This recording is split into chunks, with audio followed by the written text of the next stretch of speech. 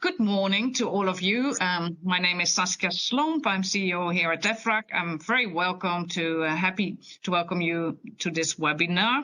And well, we can say, what is a better time for introducing our report on sustainability, risk and opportunities in relation to the business model than in the COP26 week or even 10 days. We only have 1 hour, so I will be very short. But I want to give a few admin messages. So you can ask questions in the box on your screen. We probably will not be able to respond to all of them, but we will look at them and pick them up. The bios and the photos of all the participants here, all the speakers, are on our website, so we will not do lengthy introductions. And then the last thing is this webinar is recorded, so you also have the possibility to look afterwards by using the same link. So let me introduce Jean-Paul Cossès. He is the EFRAG board president. He started his first term in 2016. He has been a member of the European Parliament for 10 years before. So Jean-Paul, you can start. Thanks, Saskia. Good morning to all of you. A warm welcome to all of you to this webinar on business model, sustainability risk and opportunities reporting. We have over 1,000 people registered, which is really impressive. A special welcome to my former colleague and member of the European Parliament, Pascal Durand. He will give one of the case note speech. The other will be given by Alain Deckers, Vice Chair of EFRAG's European Lab Steering Group. This webinar will address the findings of the report published last month of the Project Task Force on Reporting on Non-Financial Risk and Opportunities in the linkage to the business model. With this report, we want to stimulate innovation by identifying and sharing good practices. I recommended you, in case you have not done so, have a look at the report, which is an interactive report best seen on screen.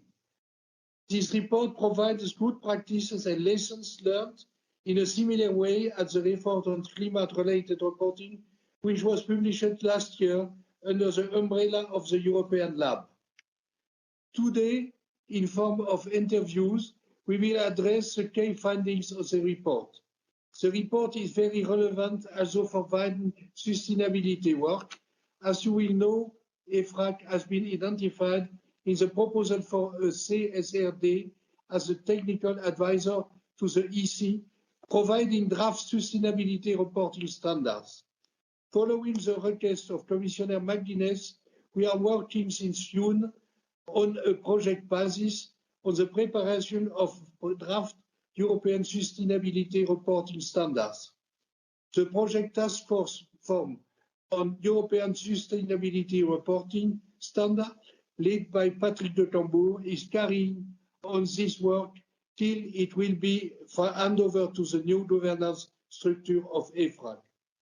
In preparing draft standards practice, will be looked at and good practices can point the way forward. Putting good practice in standard may be a step too far and puts the barrier too high. Good practices should, however, help other companies to report the reporting they can pick and learn. I want to take this opportunity to thank Mario and Dawn, the co-chairs of the Project Task Force, and all the members of the tremendous work they have undertaken. Reporting on the business model can have a central place in the European Commission's proposal for CSRD. Companies have to provide a description of their business model. This includes the resilience of the company's business model and strategy to risk related to sustainability matters. Mentioning the CSRD brings me to good moment to hand over to the keynote speaker, Pascal Durand. Pascal Durand is the rapporteur of the European Parliament on the CSRD. He represents Renew. I am happy to give the floor to Pascal Durand. Pascal, c'est à toi. Merci, Monsieur le Président. Thanks, dear President Gauzès. I will continue with the French accent. I think it's a good thing. So, dear President and dear participants, thank you for having me today to discuss the crucial issue of business model and reporting practices with sustainability risk and opportunities. This work comes at a crucial time for our Union. Europe invented and exported capitalism of conquest in a world where resources seemed limitless. From now on, economic, social, and environmental issues have evolved, and companies evolve in a multifaceted world with localized and standards and resources under pressure without a real center and without borders. So in this international context, which is becoming very tense and where competition as well as its economic and legal rules are upset, Europe must no longer be naive. We must not be naive in the face of the new balance between the needs of the market economy, the necessary control of environmental externalities, and the search for greater social justice, especially with vis-à-vis the most vulnerable population or deprived of the most basic rights. We must not be naive in the face of the many obstacles that we will have to overcome in totalitarian countries, those which are a daily reality for many: slavery, forced labor, deforestation, or discrimination. We will have to show our willingness to change this reality by using the more powerful lever that we must draw on as Europeans, our ability to impact trade rules and decide on our imports. If we don't, our model will either disappear or be absorbed into a lower standard system. This is why the normative framework must evolve more than ever and adapt to the new social role of companies. They must not only be creators of wealth and provide jobs, but also a vector of long-term sustainability of the economy. For this, we need to keep control of sustainability standards, not to create a citadel or to isolate the European Union, of course, but to be able to exchange, trade, and build with the rest of the world on the basis of our own values and standards. I sincerely believe that Europe can influence international financial reporting standards, but it must first be respected. Only then can we have future international standards to incorporate them. We live in a special momentum when the stars align. Companies, investors, employees, consumers, and goals are ready to act for better transparency. They demand greater legal certainty and shared rules, which are essential for long-term vision and for accessing information on business models and value chains. In this regard, it is good to see that the Commission, and of course the Commissioner McGuinness, has now proposed a solid ground for discussion which simplifies and harmonizes the reporting criteria and provides a common framework for environmental, social, and governance reporting. This should not only help the simple market to become more transparent and fair, but also to become more efficient. These are two important conditions for attracting and redirecting funds towards more sustainable activities. The new CSRD framework should therefore provide a strong reporting tool and be consistent with current and future Green Deal obligations, taxonomy, sustainable finance disclosure regulation, and corporate due diligence reform. As EFRAG is rapidly developing prototypes of standards, I would like to highlight a few elements of the report which you are discussing today and which I found particularly interesting. First, the report uses a bottom-up approach that looks at existing management reporting practices. It highlights the inability of current reporting regimes to provide comprehensive and relevant information to financial actors and stakeholders.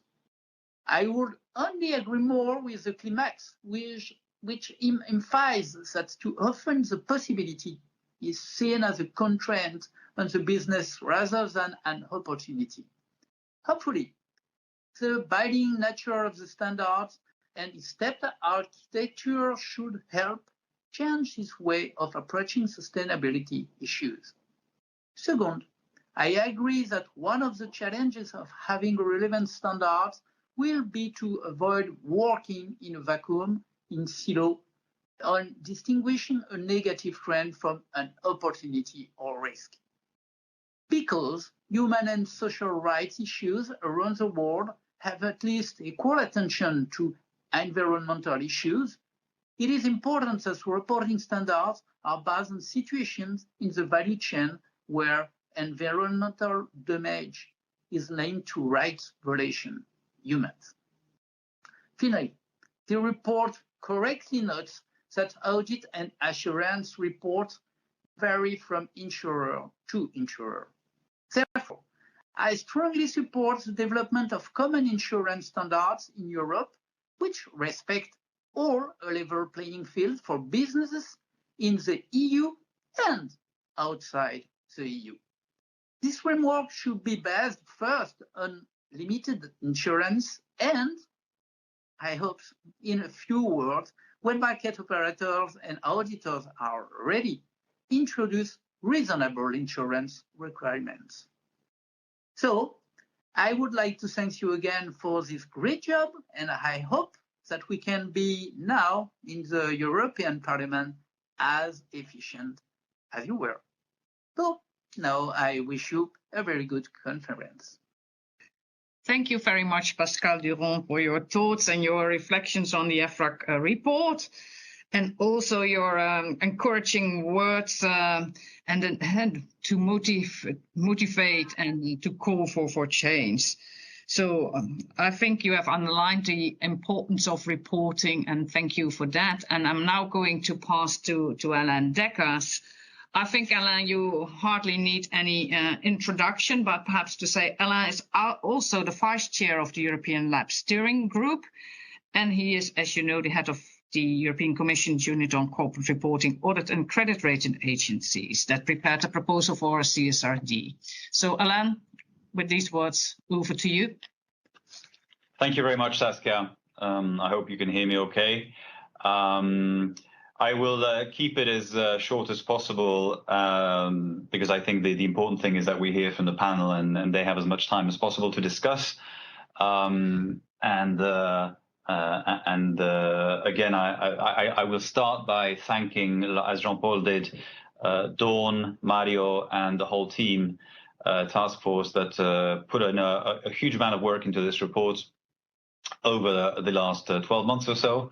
And having looked through the report, I think it is a very valuable contribution to the whole debate on sustainability reporting. As Saskia said, this is a busy day in the world of sustainability, and in particular in the world of climate policy. There's this small thing going on in Glasgow called COP26. We expect a number of important announcements today at COP26, including in relation to some reporting issues. And there is this seminar, and I'm sure Dawn will agree with me that, of course, this seminar is far more important than COP26, since she has been putting a lot of work into this work. And I think this report is a very good follow-up to what's been done in the first report that the lab produced on climate reporting. And like that report, the message of this one seems to be that while there certainly are some good practices out there, there is also still a lot of work to be done to ensure that companies fully report the description of their business model, links to risks and opportunities, perhaps in some cases, in particular risks rather than just opportunities, although that's not always the case. And I think this report is again a very valuable contribution to push that debate forward. I'm pretty sure that there must be quite a few other topics on which a similar work could perhaps be done in the future. One that always springs to my mind is scenario reporting, scenario analysis, which I keep hearing from the business world is something that also is a matter with which many companies struggle.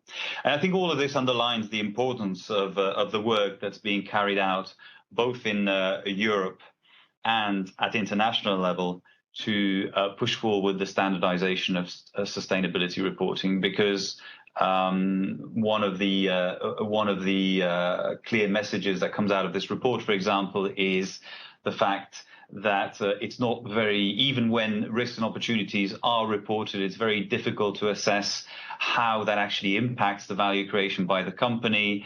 It's not always easy to make the link between that reporting and what's reported in the financial statements, so this interconnectivity concept that we've talked about many times.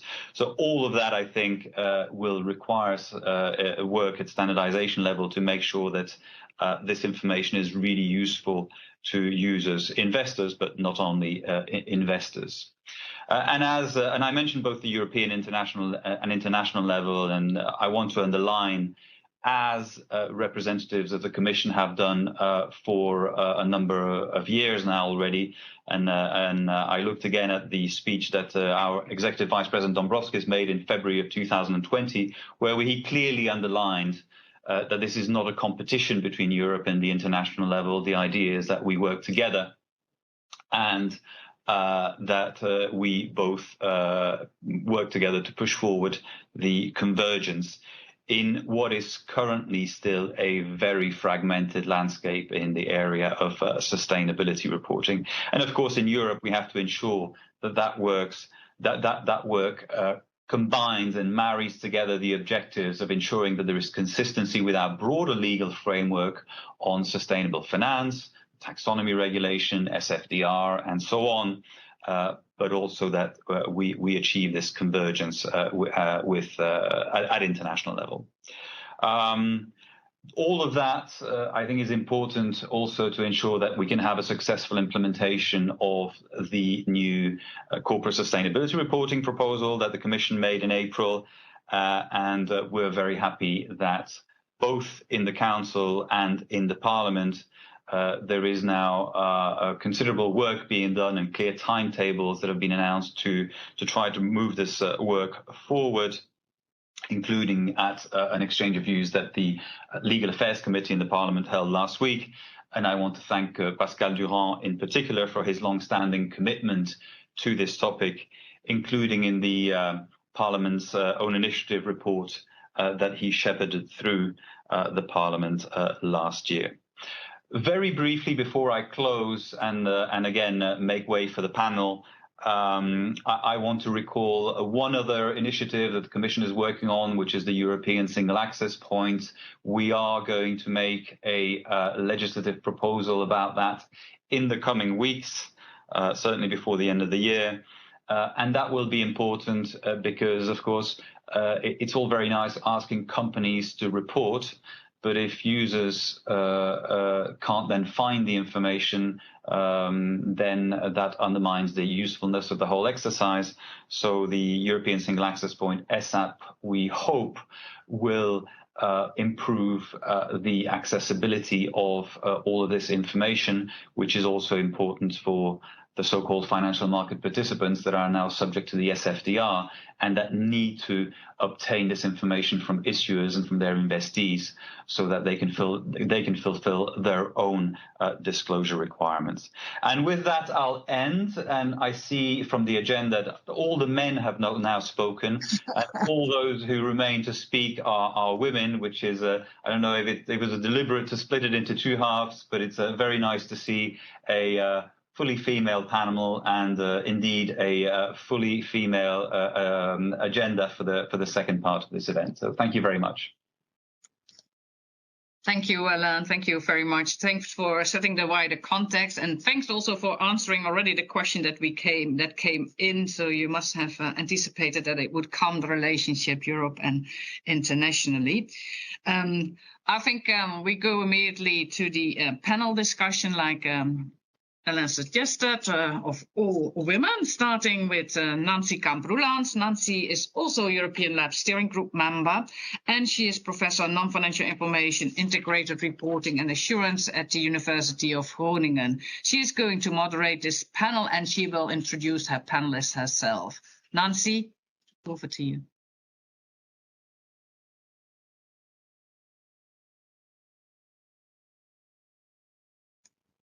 Apologies, I thought it was automatically. I would like to introduce Dawn Slavin. She is the Managing Director of ELS Europe, the co-chair of the EFRAG Project Task Force on Reporting on Non-Financial Risks and Opportunities, and also formerly co-chair of the Do No Significant Harm criteria of the EU Taxonomy Technical Expert Group. I also have in my panel Emilie Birel. She's an executive director in charge of methodology for VE, an affiliate of Moody's, and Gloria Mazzocco, and she is head of accounting advisory within holding administration in Enel, in charge of advisory on key accounting issues about the practical application of IFRS and on the framework and design of Enel's integrated annual report.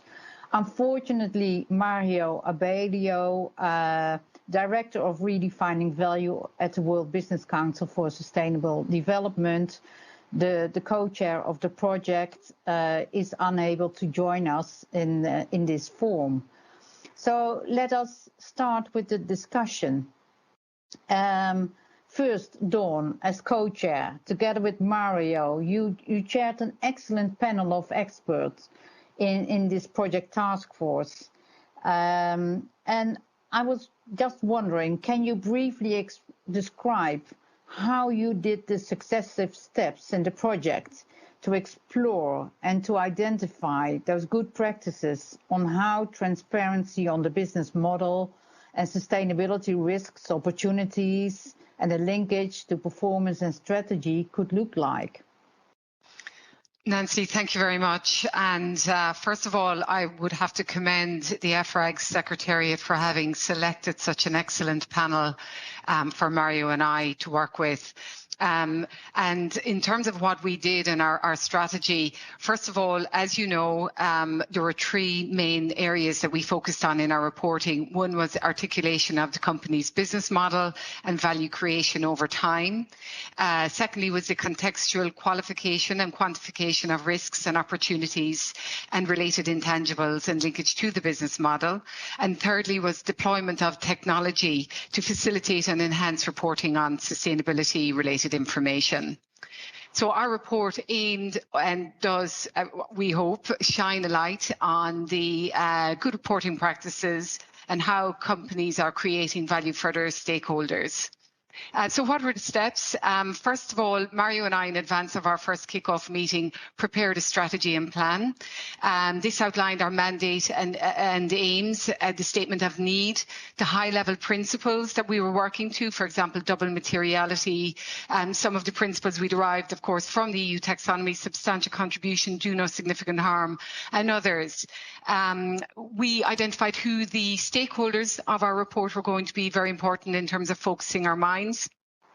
And once we had outlined the action plan and the steps, we then shared it with our team in our first meeting. And I will say that communication was critical to the success of this project. And we took into consideration all of the team's additions and revisions. And then we agreed on deploying our skills into different work streams. One, to evaluate standard setting initiatives and the practical approach to reporting. Secondly, the stakeholder outreach, which was a very important element. Jean-Paul mentioned the bottom-up approach, and Pascal did. This was key to that. We then had a data sharing and technology team who also looked at disclosure regulation, and then our work stream that created the questions and interrogated the reports. And all of the time there was ongoing plenary meetings at least every 2 weeks, communications between the work streams, and then intra as well, so that each work stream was working internally. And so Mario and I maintained an ambitious pace throughout the project, synchronized the works, and critically reached out to EFRAG Secretariat for help when we needed it, and it was readily available for us and was key to success as well.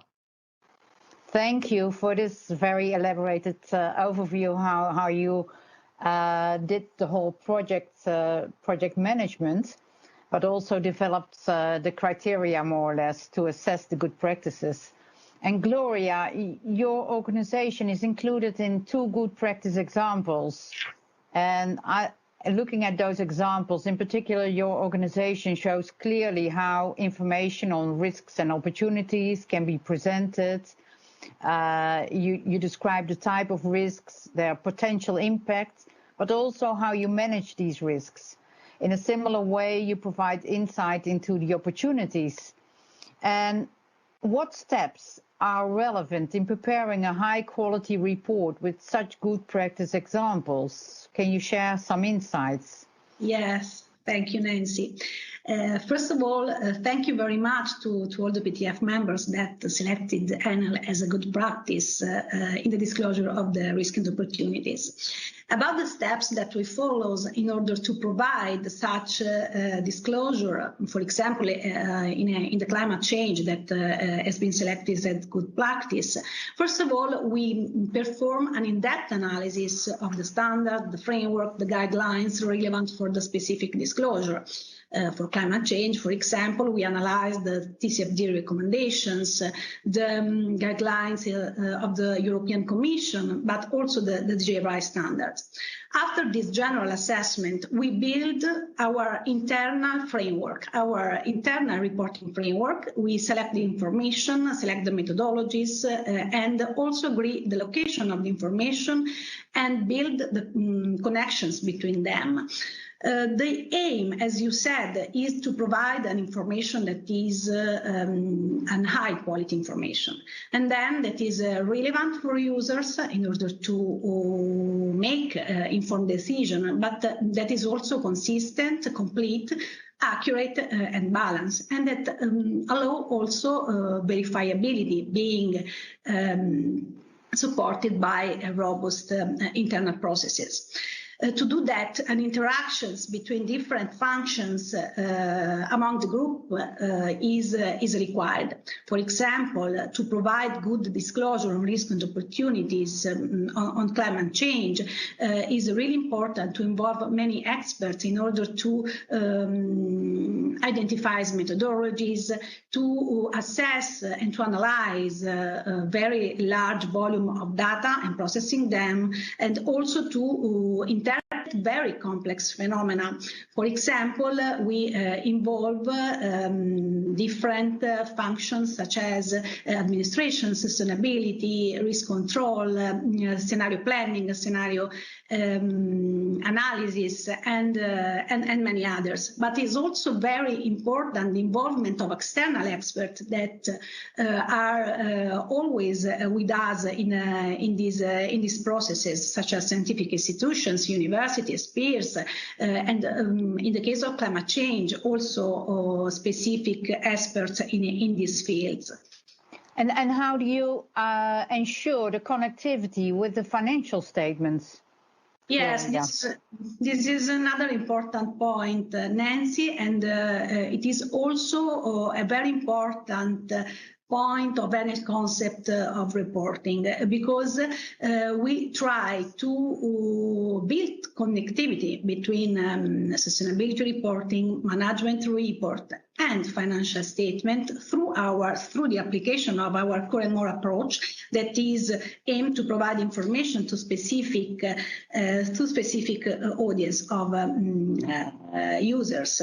And for example, in the example of climate change that is mentioned in the EFRAG report, apart of locating the disclosure in the management report and in the sustainability report, we made specific reference on how management include this factor in his judgment directly in the notes to the financial statement, according to the IASB recommendation about the risk factors, the non-financial risks.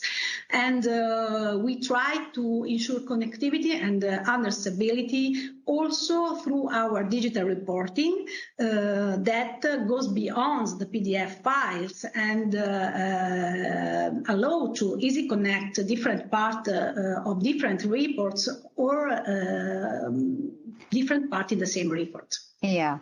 And Emilie, you are an ESG rating agency, so you evaluate the performance of companies. How are the good practice examples and recommendations in this publication also helpful for you as an ESG rating agency and eventually helpful to investors? Yeah, so indeed, as a rating agency, WIHI has been operated for more than 30 years in the space, and we provide ESG data assessment and research. As soon as our role consists in analyzing issuers reporting on ESG factor in order to deliver insights to investors on the extent to which these companies are effectively managing risks and opportunities, we have been a privileged observer of the way this reporting has evolved over time. And the extent to which both the companies and the investors were evolving their practice in terms of reporting. And that's true that as part of this platform, I think the contribution we have provided was pretty good in order to highlight the expectation of users in terms of grasping and capturing, first of all, information that is relevant, tangible, and intelligible for external users in order to properly appreciate risks, opportunities, and also the extent to which these different elements associated to ESG factors were effectively connected to the financial of a company. So basically our final insight on this report is basically to identify, indeed, as it was mentioned already several times, the fact that there are already some good practices in the market. And I think this report is really highlighting and providing some guidance to the issuers on the extent to which they can be much more specific in the way they can report on these different concepts that per nature needs to be properly defined, I think, and properly standardized in order then to provide some interesting insight for the users to operate their own activity. Yeah, thanks. I think we are living in a time with huge global changes, and of course we have the conference now on climate change, but there are many more challenges. And companies can play a very important role towards a more sustainable society. And we see that they are innovating their processes, but also developing new types of products and services, or even develop complete different types of business activities, such as DSM that moved from a chemical company towards nutrition and materials. And if we look at the reports on the business models and the good practice examples, I see that all these good practice examples are quite diverse. And Dawn, having seen so many reports, and despite the large variety in reporting on the business models, what are some key elements that you like to share with the audience that can be identified as good practices? What do they have in common? Thank you, Nancy. And that's a big question, so we won't underestimate the impact of it. But what I would like to say is that, first of all, companies operate in a radically altered and evolving business environment, and it's driven by sustainability matters such as climate change, resource depletion, supply chain constraints, and there's no single prescription for a company to navigate that or to achieve net zero and resource efficiency and reduce their impacts on biodiversity. Each company must find its own pathway, so it is a unique assessment for them. What do I see as good practices? Firstly, to encompass the overall approach would be to tackle their risks and challenges, and in doing so create opportunities. So they want to identify where those opportunities lie.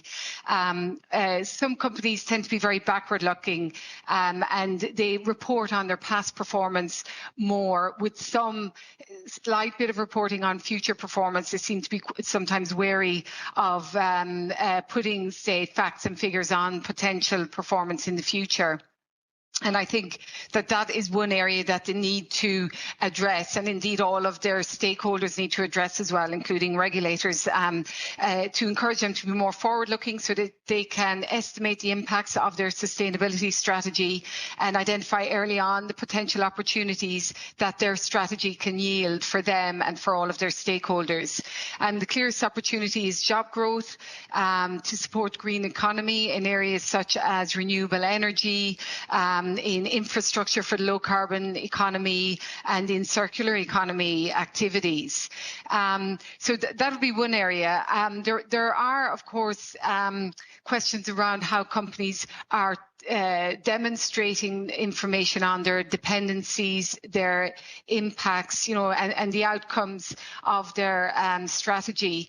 And really, I would be urging them to look at science-based sustainability-related performance indicators and targets. And this really is essential to good reporting practices because it brings consistency and comparability to users of their information. So, for example, this might be in relation to demonstrating improvements in greenhouse gas emissions, pollution reduction, increased recycling rates, and as well as employee matters and human rights. And again, I do reference EU taxonomy here. It is science-based and it does cover most of these areas and is being continued to be built out and provides a tool to companies.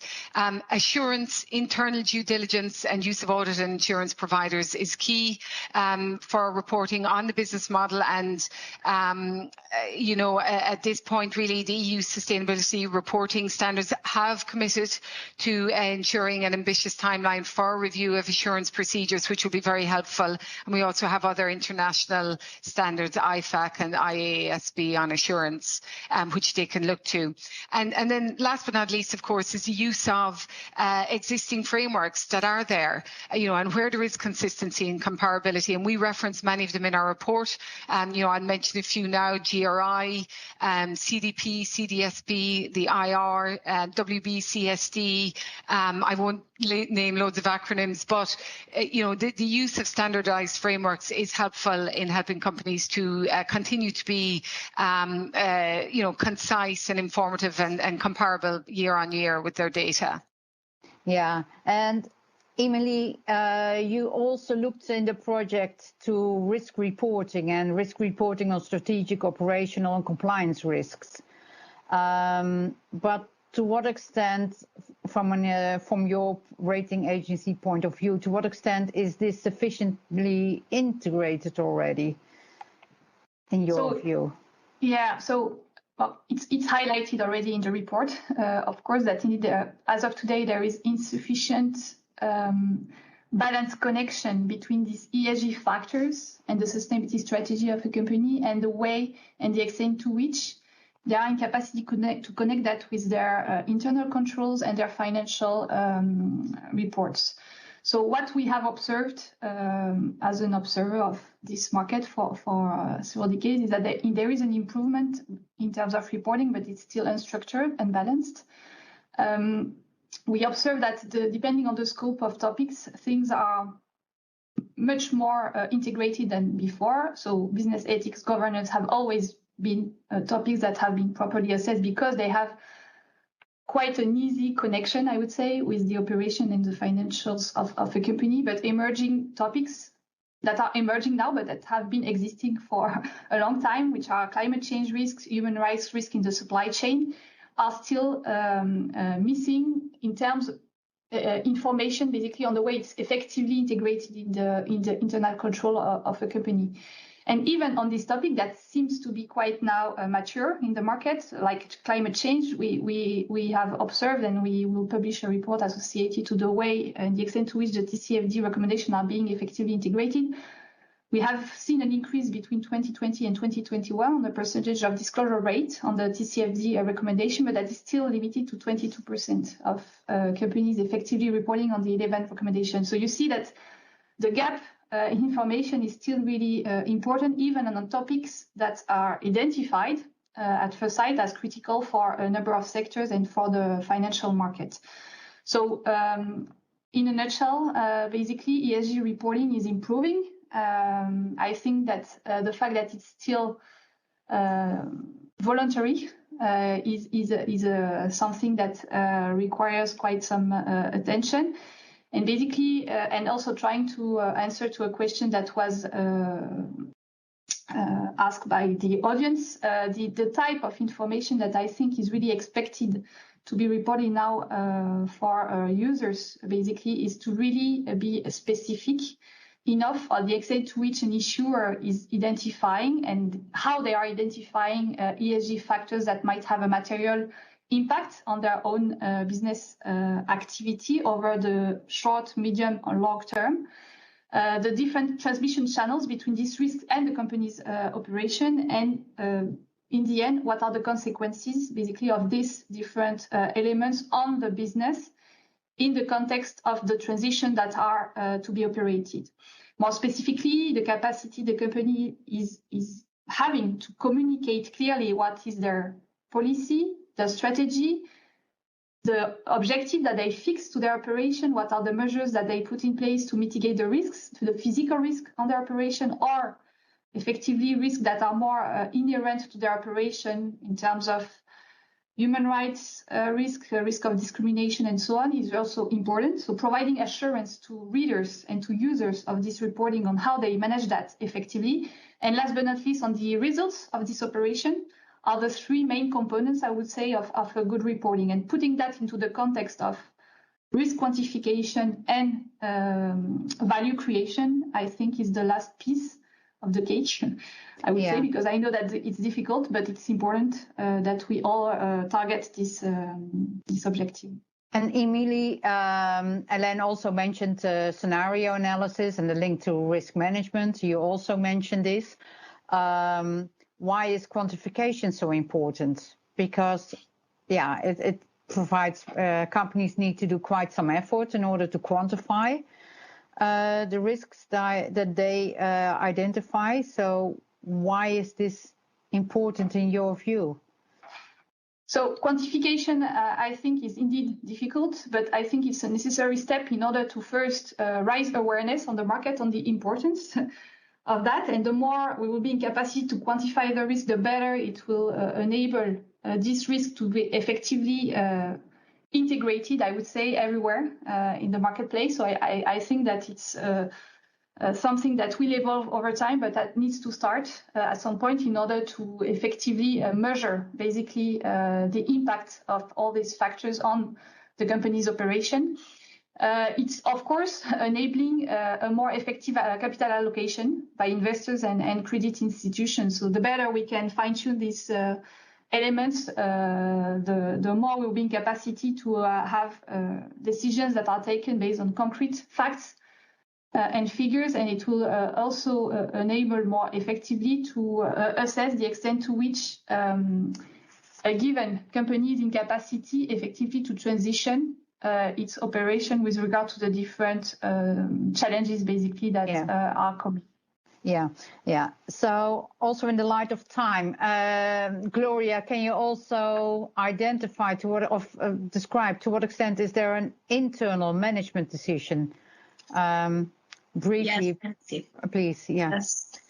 The quantification of the sustainability risks and opportunity and the assessment of how these factors affect the cash flows in the short, medium, and long term can be very important for management decision, and also to assess the viability, the resilience, and the adaptability of business model over the long time. In this context, scenario analysis has a strategic role, and we goes beyond a simple disclosure requirement, considering scenario analysis an instrument and an approach that support management decision. In fact, we prepare further scenario analysis compared to the one prepared for disclosure purposes, and we think that scenario analysis can help management in making strategic and risk management decision in a situation, in conditions of uncertainty, such as the climate change or COVID crisis. And it can also be useful for management to understand how the business model will perform under future hypothetical scenarios, and how strategy can change, even if currently it seems to work correctly. But through scenario analysis, we are able to identify the key drivers of change for future strategies. Yeah. And thank you. I also would like to tap a little bit into the opportunities, because Emily, we are tended to focus very much on risks. You also looked at opportunities reporting, but if companies report on the different opportunities, for example, linking the challenges to sustainable development and our products and services, to what extent is this also rewarded by ESG rating agencies? And what type of information are you looking for? Yeah, so each methodology supporting an ESG rating and assessment has a given purpose, a scope and intent, and understanding precisely what are the ingredients and recipe associated to ESG rating is important. On our side at VE, we have built our methodology 20 years ago with a dual materiality lens, which means that indeed the fact that we are in capacity basically to capture the impact on financial and on stakeholders is one principle. So we do capture that, but we also capture basically the positive and the negative impacts on the financial and the intangibles of a company. So we can capture, for instance, the extent to which a company will commit, because they are operating most of the time on a worldwide basis to promote basically some human rights and basically labor relations, for instance, throughout their operation. For us, it's something that we capture, and we have been capturing that for more than 20 years, the capacity to promote diversity, but also to promote access to their products and services towards vulnerable populations. So it's some examples of topics that we do capture, which have a positive impact on society and indirectly are connecting to a positive indirect impact over the long run on the company's operation and in its capacity to create value over the long term. So SDGs is one example, but this is something that is fully encompassed basically in the way we capture such performance. Yeah, and we are almost at the end of this discussion. And a last question to you, Dawn.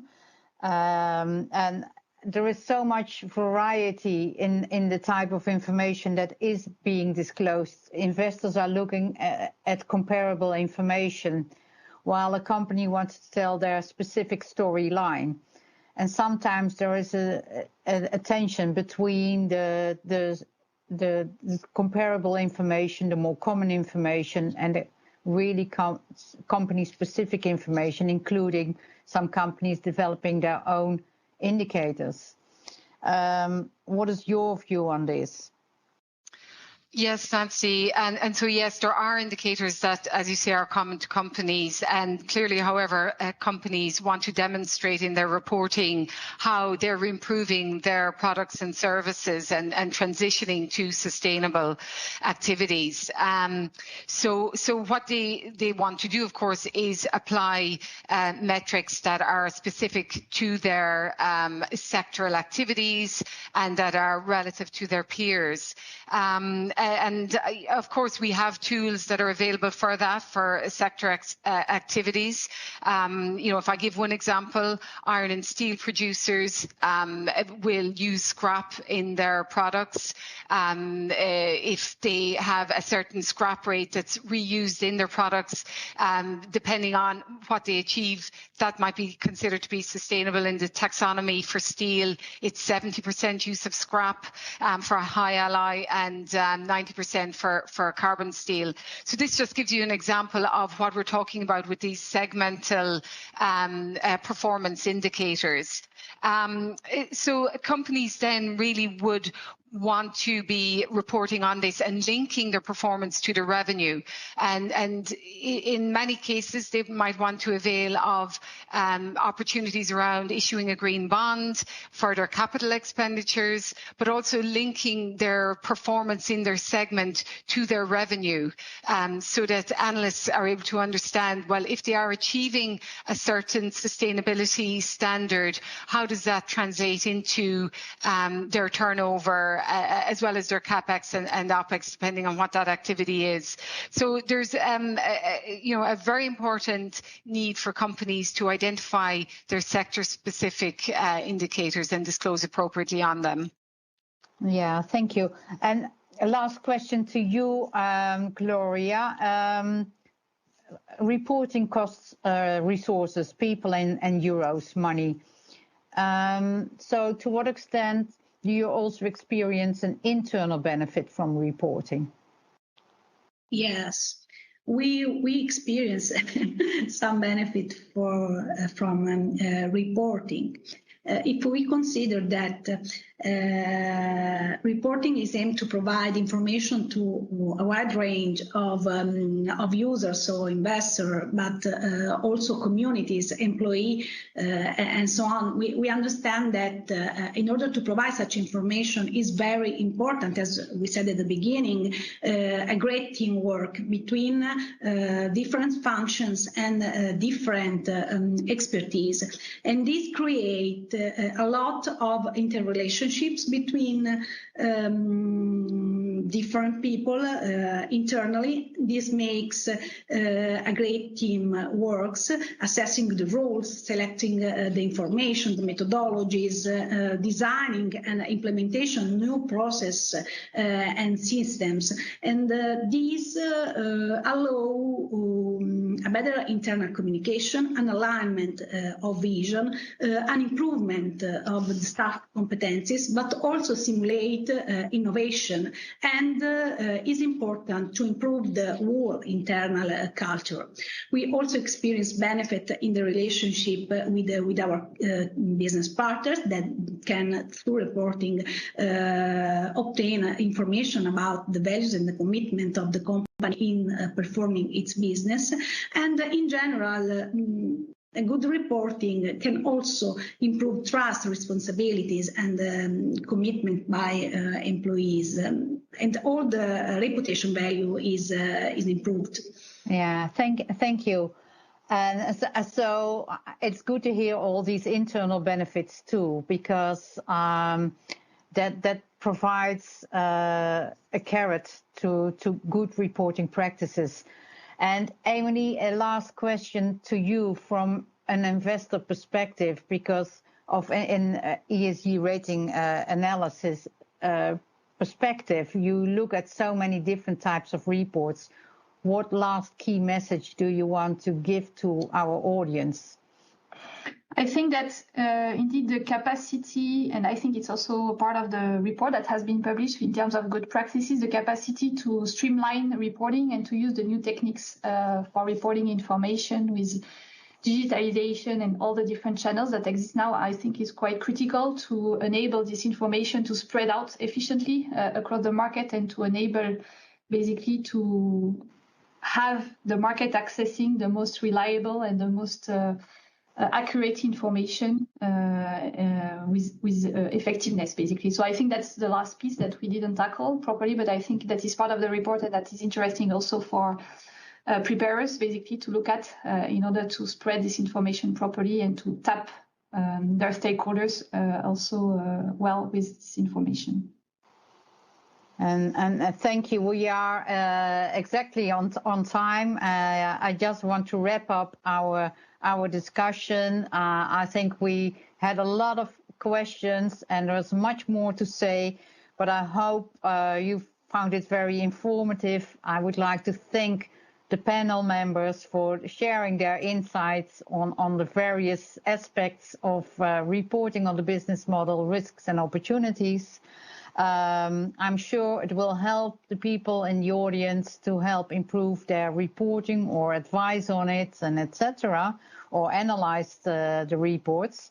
I would like to recommend the listeners to download the free publication of EFRAG, and I would really thank you for your attention and questions. Thank you very much. Thank you, Nancy. So I have the honor to have the last word in this webinar. Well, let me start in joining Nancy with the thank you to all the panelists. I think you gave a wonderful insight from your own profession, what you're actually doing in your daily life. So actually that gives a lot of additional value to the report. And I think it was very nice to have in the panel all these perspectives of a preparer, but also of a rating agency. And then, of course, Dawn is one of the co-chairs of the report, and her personal insight as well, and her previous experience from the taxonomy. There was a question about good practices. How does it relate to standard setting? So well, we called it good practices. You could also speak about best practice, perhaps, but we thought best practice, that's probably only one. Good practices, you can have several ones, and we want to demonstrate several of these examples. As you know, the whole objective of the European Lab was basically to identify and share good practices, and then on a voluntary basis stimulate companies to move on. Now, is this of value to standard setting? Of course it's of value to standard setting, but the good practices are the ones that are forerunners, so they cannot be probably the benchmark. But of course they will be considered, and the report will be carefully studied by the colleagues in the other project task force that we have. And we also received a few questions about that. So we have this project task force that's actually following the CSRD proposal, where EFRAG was identified as the technical advisor to the European Commission for the preparation of these draft European sustainability reporting standards.